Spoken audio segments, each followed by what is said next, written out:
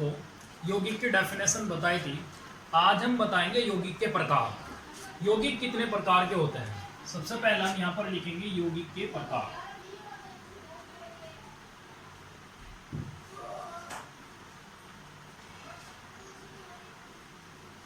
Types of compounds English में कहेंगे। यौगिक निम्नलिखित दो प्रकार के होते हैं। नंबर एक होता है अकार्बनिक यौगिक। अकार्बनिक यौगिक इन्हें इंग्लिश में कहते हैं इनऑर्गेनिक कंपाउंड्स। और नंबर दो होता है कार्बनिक यौगिक। कार्बनिक यौगिक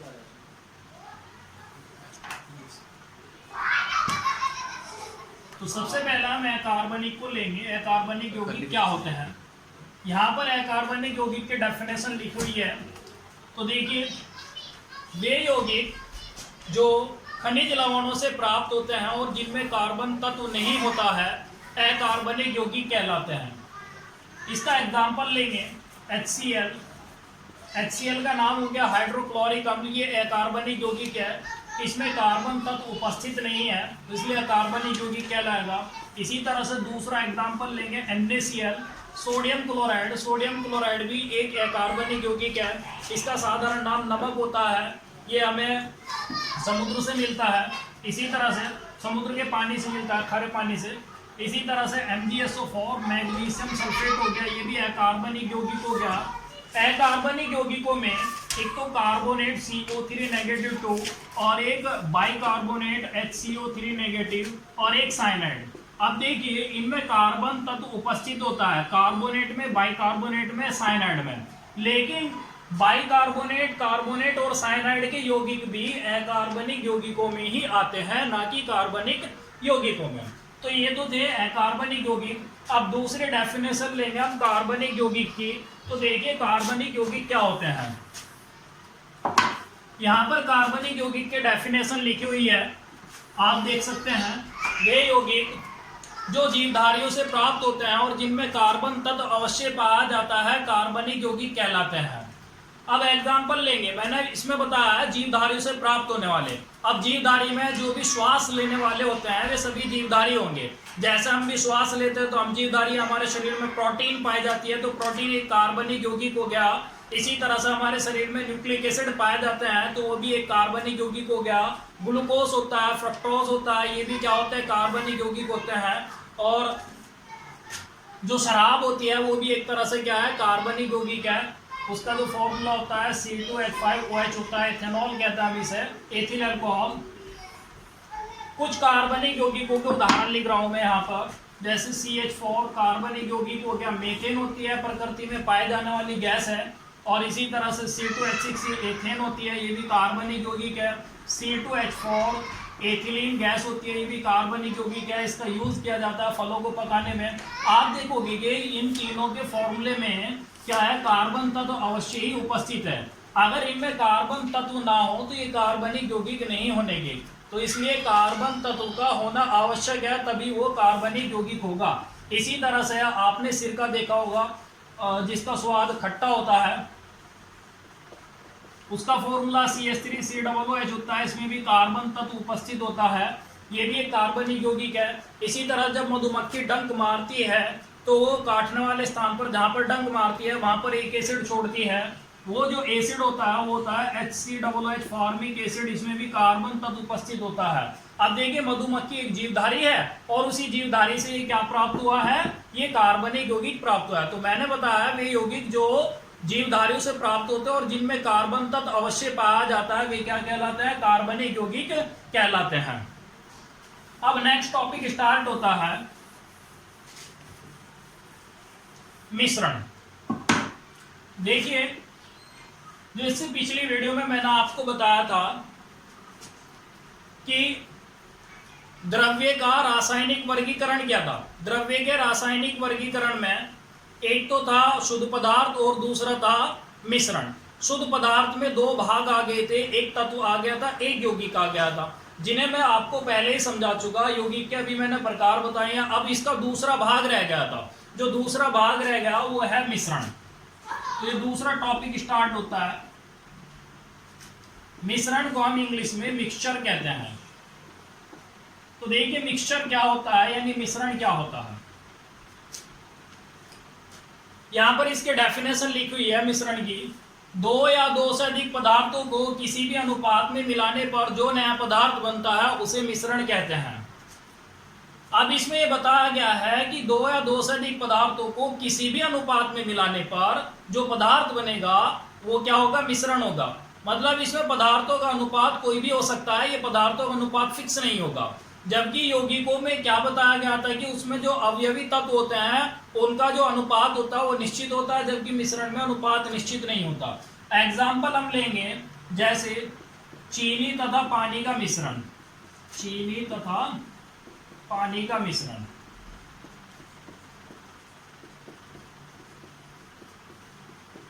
चीनी और पानी के मिश्रण को कहते हैं हम शरबत। तो शरबत क्या होता है, एक मिश्रण ही होता है। अब देखिए, अब इसमें अनुपात मैंने बताया निश्चित, मतलब किसी भी अनुपात में मिला सकते हैं। सपोज करो 1 लीटर पानी, 1 लीटर पानी में आप 50 ग्राम चीनी भी घोल सकते हो, 100 ग्राम चीनी भी घोल सकते हो, 150 ग्राम भी घोल सकते हो। बनकर क्या आएगा, शरबत ही बनकर आएगा, यानी मिश्रण ही बनकर आएगा।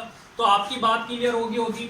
इसी तरह से वायु भी क्या होता है, एक मिश्रण है। वायु के अंदर क्या होता है, नाइट्रोजन, ऑक्सीजन, ठीक है, ये गैस उपस्थित होती है, ओजोन वगैरह बहुत सारी गैसेज उपस्थित होती है, सल्फर डाइऑक्साइड होती है, HCl गैस होती है। ये तो वायु भी क्या हो गया, एक मिश्रण हो गया। पीतल हो गया, पीतल भी एक मिश्रण हो गया। तो अब मिश्रण के प्रकार देखेंगे, मिश्रण कितने प्रकार के होते हैं।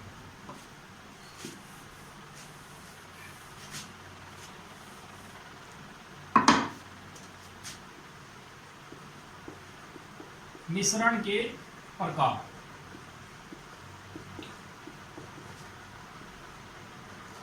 मिश्रण 2 प्रकार के होते हैं। नंबर 1 समांगी मिश्रण,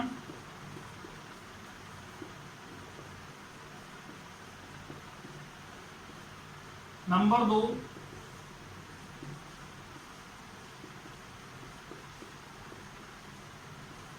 विसमांगी मिश्रण। हम समांगी मिश्रण को इंग्लिश में कहते हैं होमोजीनियस मिक्सचर। Homogeneous mixture. और विसमांगी मिश्रण को कहते हैं इंग्लिश में हेट्रोजीनियस मिक्सचर।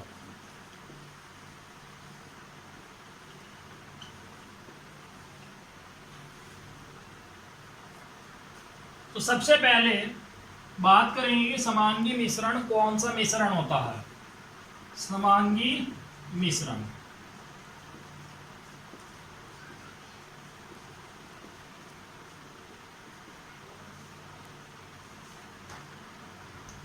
वह मिश्रण जिसमें उसके प्रत्येक भाग की अवस्था तथा संगठन एक समान रहता है उसे समांगी मिश्रण कहते हैं।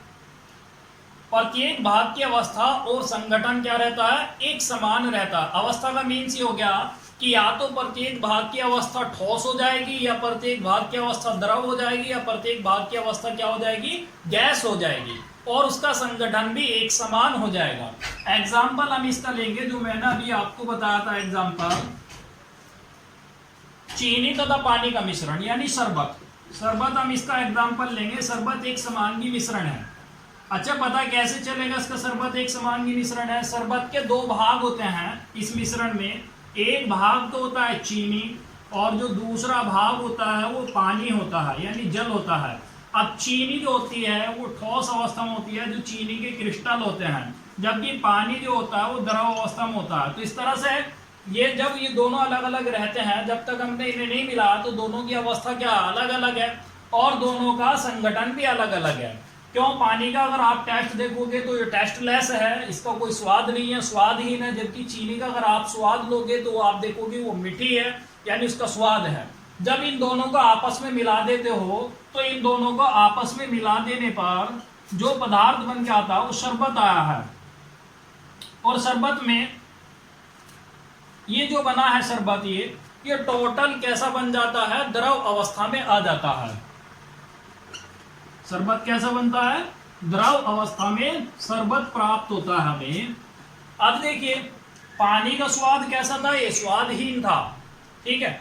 अब लेकिन ये जो शरबत बनकर आया है, अब इस शरबत का अगर आप स्वाद देखोगे तो कैसा आएगा, वो मीठा हो जाएगा, चाहे आप उसे सबसे नीचे से निकाल कर पिए और चाहे सबसे ऊपर से पिए, यानी सब जगह से स्वाद कैसा मिलेगा, एक जैसा। अर्थात कहने का मतलब यह है कि उसका संगठन एक समान हो गया। और साथ में क्या हो रहा है, उसमें संगठन तो एक समान हो ही रहा है, दूसरा क्या हो रहा है, अवस्था भी एक समान होगी। चीनी तो ठोस अवस्था में थी और पानी द्रव अवस्था में था, लेकिन दोनों की अवस्था कैसी हो गई, द्रव अवस्था हो गई।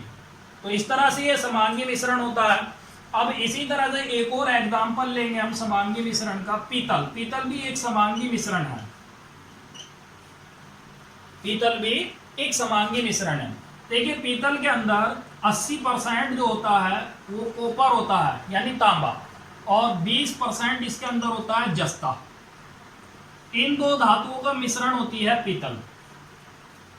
अब पीतल जो बनती है, ना तो पीतल में कॉपर के गुण रहते हैं और ना ही कंप्लीटली जस्ते के गुण रहते हैं, मतलब मिला जुला असर रहता है दोनों का उसमें।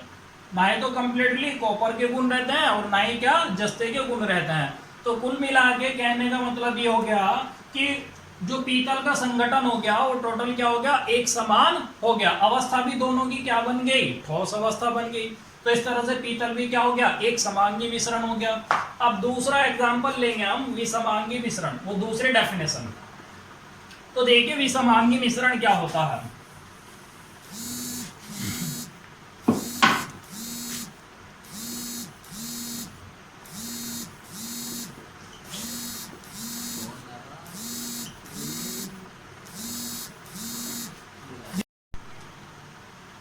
ये मिश्रण का दूसरा प्रकार है विसमांगी मिश्रण।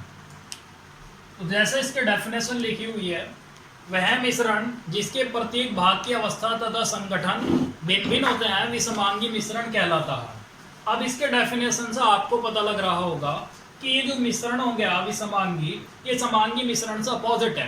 क्योंकि समांगी मिश्रण में तो क्या था, प्रत्येक भाग की अवस्था और संगठन एक समान, जबकि विसमांगी मिश्रण में प्रत्येक भाग की अवस्था और संगठन क्या हो गया, भिन्न भिन्न यानी असमान हो गया। इसका एग्जाम्पल लेंगे हम, जैसे हम ये कह सकते हैं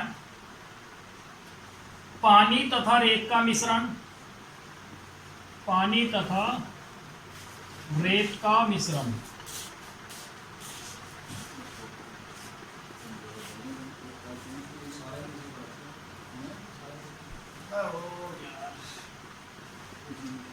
देखिए पानी और रेत के मिश्रण में आप देखोगे कि पानी के अंदर रेत आपको स्पष्ट दिखाई दे जाएगा, यानी बिल्कुल क्लियर दिखाई देगा। मतलब ये हो गया कि उसमें रेत का संगठन अलग हो गया और उसकी अवस्था अलग हो गई, क्योंकि रेत के जो छोटे छोटे पार्टिकल है वे पानी के अंदर नहीं घुलते हैं, तो इस तरह से उसकी अवस्था यानी संगठन अलग हो गया, जबकि पानी का जो संगठन है वो अलग हो गया, यानी उसकी अवस्था अलग हो गई। इसी तरह से गूंदा हुआ आटा हो गया, वो भी क्या होगा, गूंदा हुआ आटा।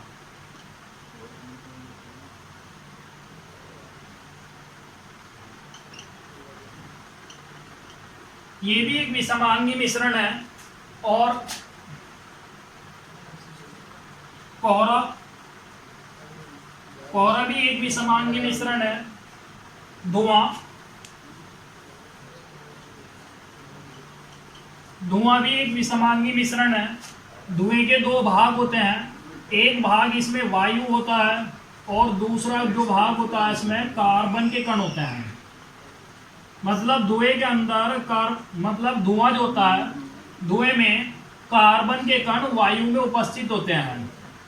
और एक बात आपको ध्यान रखनी है, जितने भी कोलाइडी विलयन होते हैं वे सभी क्या होते हैं, विसमांगी मिश्रण होते हैं। इसी तरह से जो ज़्यादातर मेडिसिन होती है, मेडिकल टैबलेट जो होती है, वे भी क्या होती है, वे ज़्यादातर कोलाइडी विलयन ही होती है, मतलब वे विसमांगी मिश्रण ही होता है एक तरह से वे भी। तो आज के लिए इतना ही काफ़ी है। नेक्स्ट टॉपिक आपको नेक्स्ट वीडियो में मिलेगा। समांगी और विसमांगी मिश्रण को और अच्छी तरह से समझने के लिए मैं आपको इन दोनों में अंतर बताता हूँ। थोड़ा सा एक छोटा सा अंतर बता दूँ, आपकी बात क्लियर हो जाएगी। समांगी मिश्रण के प्रत्येक भाग को किसी भी भौतिक विधि के द्वारा अलग नहीं किया जा सकता है, जबकि विषमांगी मिश्रण के प्रत्येक भाग को भौतिक विधि के द्वारा अलग किया जा सकता है। एग्जाम्पल के तौर पर हमने पानी और रेत का मिश्रण लिया था, जो कि विषमांगी मिश्रण है।